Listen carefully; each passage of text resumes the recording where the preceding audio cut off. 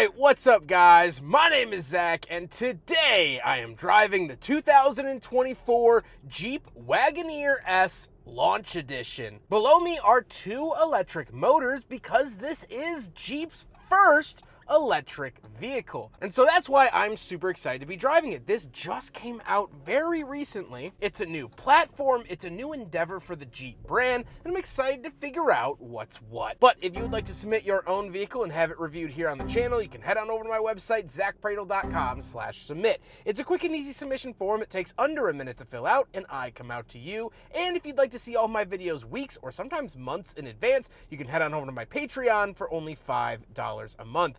Lastly, huge thank you to Ray Chrysler Jeep Dodge Ram here in Fox Lake, Illinois for letting me borrow their Wagoneer S for today's video. You can browse their inventory down in the description below. But let's get back to that all-electric drivetrain. Well, right now I'm sitting at about 93% charge with 244 miles available. It's not the best numbers I've seen, but it's also far from the worst numbers that I've seen in modern EVs, so it falls right in the middle, and I don't think it's that big of a complaint. Power is good. It definitely has a really nice power band that you'd expect from an EV. Instant torque, chucks you back in your seat. That's all you need it to do. Now, because this is dual motor, it is all-wheel drive, and it has a single-speed automatic transmission shifted down below. How does it feel to drive the Wagoneer S? It drives pretty much like every other EV. That's kind of a big issue with EVs, at least in terms of an automotive journalist, where they all kind of drive the same. However, if you do want a Jeep EV, this is your option. They now have one available, and you're going to experience the driving experience that every other brand has been putting out the last couple years. Visibility is decent. Ride quality is okay. For the price, I would have liked it a little bit cushier, a little bit more luxury, because it feels like that's what Jeep's trying to do. But we'll talk more about that towards the end of the video. With that stuff out of the way, let's talk about the interior. Well, in front of me, I have a completely digital gauge cluster.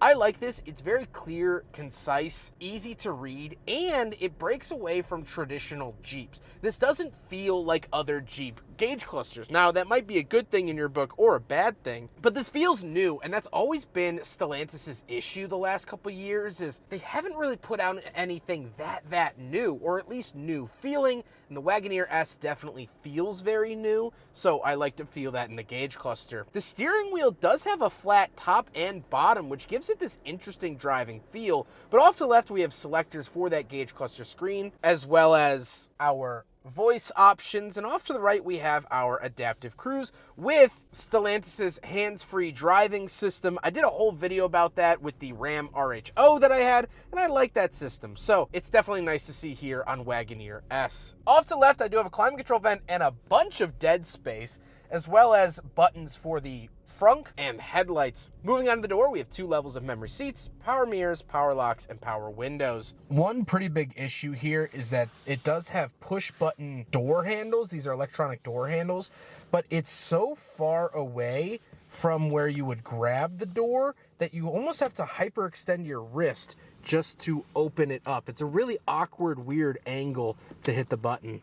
Moving into the center, we get our infotainment display. This does have a Macintosh sound system, and this is more traditional Jeep, Dodge, Ram, Chrysler. This is a system that I'm very, very used to. You have your comfort settings and your vehicle settings and things like that. You don't get any crazy cool apps or wild things. We do have vehicle cameras. We have ambient color customization, so you can change the ambient lighting in here. You get a nice array of colors that you can choose from, and you have options for the passenger screen. So, as we talked about with the Ram RHO, the Wagoneer S does get a passenger screen, which I really, really like. All right, here's a better look at the passenger screen. You can hook up to HDMI. You can also pair Bluetooth headphones, so you can watch a movie while the driver is driving. Scroll over here, we have our USB, AM, FM, things like that, and we have our 360 camera that we can take a look at while the driver is driving, because the driver can't see it at the angle. So it's safe to watch a movie or watch the cameras while the vehicle is in motion.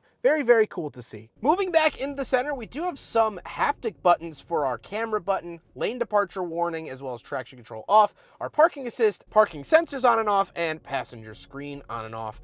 Then we have a very small touchscreen for our climate controls. Now, I like that the climate controls are at least separate than just in the infotainment. I really, really enjoy that Jeep has brought that back, or Stellantis has brought that back, because they've recently been relying on just the main screen. This is at least a secondary screen. I still don't love that it's a screen at all, but it doesn't move, it doesn't change, and I think Kia could take a page out of Jeep's book. Down below, we have 2 USB-Cs as well as an HDMI. No USB-A in the Wagoneer S. That is yesteryear, that is history. Then moving up to the center console, we have the big power button off to the left, we have the shifter and our drive modes for sand, snow, eco, auto, and sport.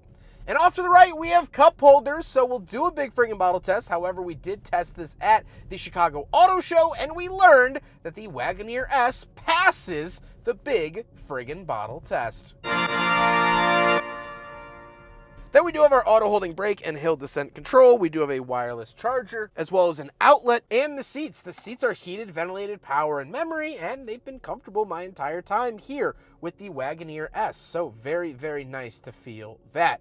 However, speaking of seats, we do have a second row of seats, so let's go do a back seat review. All right, so we're in the back of the 2024 Jeep Wagoneer S Launch Edition, and a couple of things to note. First of all, sitting back here, I'm 5'11", not a small guy.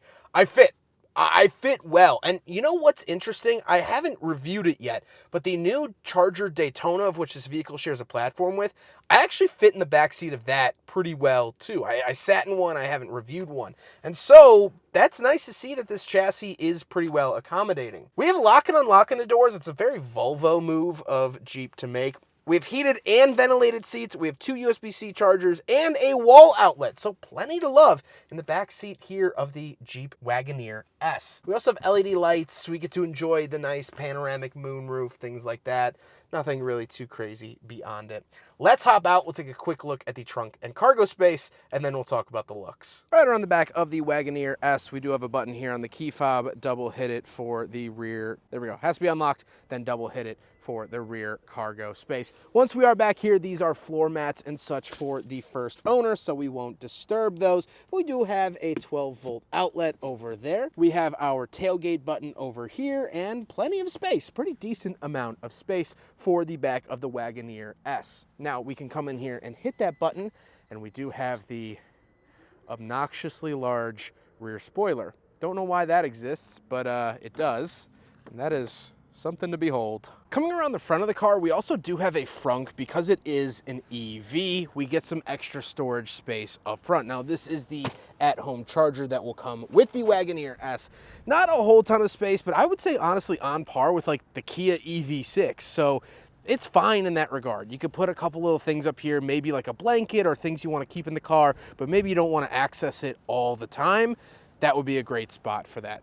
Not crazy, not amazing, but still nice to have nevertheless. Now we gotta talk about the looks. I could give or take the looks. I don't think it's amazingly handsome and chiseled and macho like a Jeep should be. I think it looks a lot like a Cherokee, and I think that that might not help the Wagoneer S long term. I think a lot of people are gonna look at it and just go, oh, that's a Cherokee, and keep moving. So I wish it looked a little bit different, but I do like the color. I like the proportions of it, and this is built on the same platform as the EV Charger, the Charger Daytona. And so you're gonna see some similarities there in platform and design. But with all of that being said, let's get on to my final thoughts. What do I think driving the Jeep Wagoneer S, a vehicle that has not been very well loved in the media as of recent? Well, here's the thing. Here's the truth of it. I like the Wagoneer S. As a functional vehicle, I've been comfortable. I think the range is fine. It has good enough amenities, heat and ventilated seats. I like the passenger screen. I love the Macintosh sound system. I like it. I think Jeep has fumbled in 2 ways. First of all, in name recognition. Wagoneer S is very confusing because the Jeep Wagoneer, or really the Grand Wagoneer, is a giant 3-row body-on-frame SUV. And now the Wagoneer S is completely different. It doesn't even share a drivetrain. It doesn't even share looks. It shares nothing with that giant Wagoneer. The reason I bring this up is because I have had to explain that to so many different people. They said, oh, I thought the Wagoneer was already out. I thought you could already buy that. And I said, yes, you can, but The Wagoneer S is the new one. It's a little bit confusing, and so I think Jeep fumbled with that. I think the second way that Jeep fumbled is honestly the brand in which they chose to put this out. Hear me out. This would have been a perfect, or at least dang near perfect, Chrysler Aspen. Think about it. The Chrysler Aspen came out in the 2000s. It was basically a luxury version of the Durango. Now, this isn't a 3-row like the Durango was, but this is a nice luxury vehicle. This does not have the off-road chops of a Jeep. A Jeep owner wants those locking diffs. A Jeep owner wants the ruggedness that comes with a Jeep, and this just isn't that. Even the Cherokees are somewhat rugged and somewhat off-road capable. This is an on-road SUV. And so I think one of the very few SUVs that Chrysler ever did under the Chrysler specific badge was the Aspen. I think this would have been a great Chrysler Aspen, and it would have added to Chrysler's shrinking portfolio of only making the Pacifica. So honestly, I genuinely do like this car. I think it works well. I think they've done a decent job with it. I think it's marketed improperly, and I think it's under the wrong brand. But if you can get past that, man, I don't see what all the hubbub was about. I really genuinely don't. And one final thing. I actually lied at the beginning of this video. This is not the first electric Jeep. I was one of the first people ever to review the original electric Jeep. Roll the tape.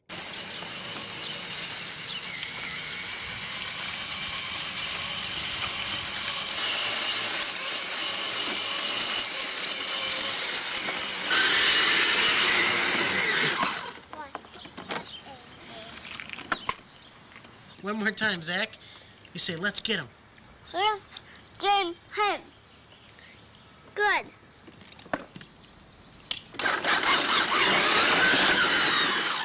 I hope you guys enjoyed that, and I hope you guys enjoyed the video. Huge thank you to Ray Chrysler Jeep Dodge Ram here in Fox Lake, Illinois, for letting me borrow their Wagoneer S for today's video. If you are curious about this vehicle or would like to take one for a spin, please head on over to Ray Jeep Dodge Ram Chrysler. They have great inventory, great staff to work with. I always enjoy filming with them, and this is just another example. But I hope you guys enjoyed the video. Don't forget to rate the video, comment on the video, and subscribe if you really liked it. Take care, guys.